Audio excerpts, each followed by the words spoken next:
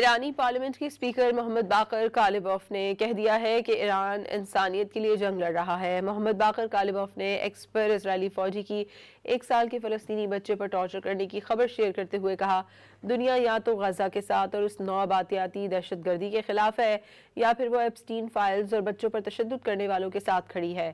اس میں کوئی بیچ کا راستہ نہیں ہے۔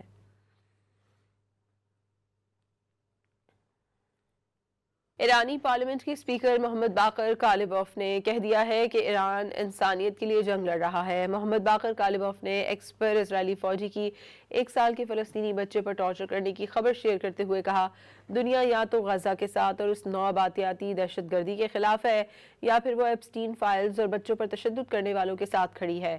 اس میں کوئی بیچ کا راستہ نہیں ہے۔